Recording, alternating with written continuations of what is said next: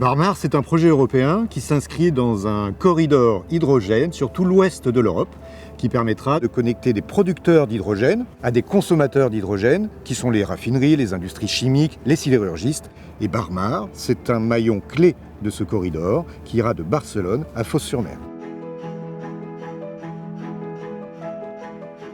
C'est un projet qui a été déclaré d'intérêt commun par l'Union européenne. Il répond notamment à des enjeux de décarbonation en transportant de l'hydrogène renouvelable et des enjeux de souveraineté avec une production locale d'énergie.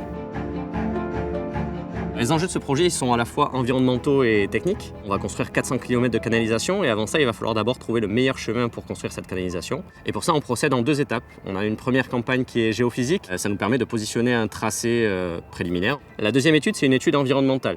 Là, on va rentrer beaucoup plus dans le détail et essayer de caractériser tous les enjeux environnementaux, habitats, espèces spécifiques qu'on pourrait trouver dans le milieu sous-marin.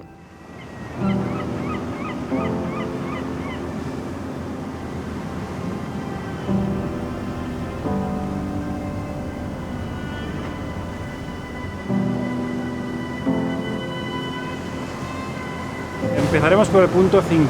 Primero haremos muestra de zooplancton y luego, si nos da tiempo, nos iremos a la estación 4 y a la 2.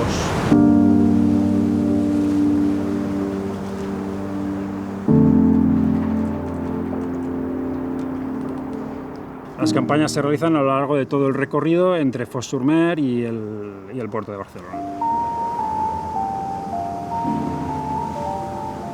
Vale, Lluís, si puedes caer 5 grados a estribor. Para la caracterización de los hábitats marinos, que es uno de los objetivos más importantes de las campañas, utilizamos vídeos submarinos mediante equipos ROV que tienen un sistema de geolocalización que nos permite georreferenciar las imágenes que obtenemos. También se obtienen muestras de sedimento mediante dragas para caracterizar los hábitats bentónicos y también para caracterizar la calidad del sedimento. Vale, vamos subiendo, un poco más, está a punto. Se obtienen también muestras de agua para caracterizar la calidad del agua y la estructura termohalina. Y también se hacen campañas de muestreo de tanto fitoplancton como zooplancton, que nos van a permitir identificar aquellas zonas de especial interés para especies comerciales, zonas de reproducción, por ejemplo de merluza u otras especies.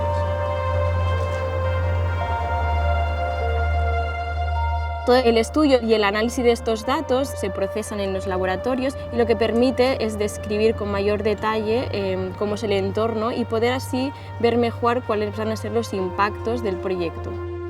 Por ejemplo, en la zona española se han registrado fondos un poco más diversos, con zonas más rocosas, y en cambio en la zona francesa los hábitats han sido menos diversos y de fondos más fangosos, arenosos, con poca biodiversidad. Une fois ces étapes d'inventaire réalisées, on va mettre en place une méthodologie qui s'appelle éviter, réduire, compenser. La première étape, c'est l'évitement. Ça va consister à réaliser des déviations pour éviter des espèces sensibles, des habitats sensibles qu'on aura rencontrés et identifiés. La deuxième étape, c'est une étape de réduction des impacts. C'est-à-dire que quand on ne pourra pas éviter, ou pas suffisamment, on va mettre en place des mesures pour essayer de réduire justement l'intensité des impacts sur ces espèces ou leur durée. Enfin, il y a une dernière étape, c'est la compensation. Et cette méthode, elle va consister à recréer de nouveaux habitats pour les espèces qu'on aura pu perturber pendant les travaux. Et l'objectif, c'est d'avoir aucune perte nette de biodiversité. Los datos obtenidos en campo no son una información de añadidura, sino que al final son relevantes, son importantes, ¿no? Y se integran con la ingeniería.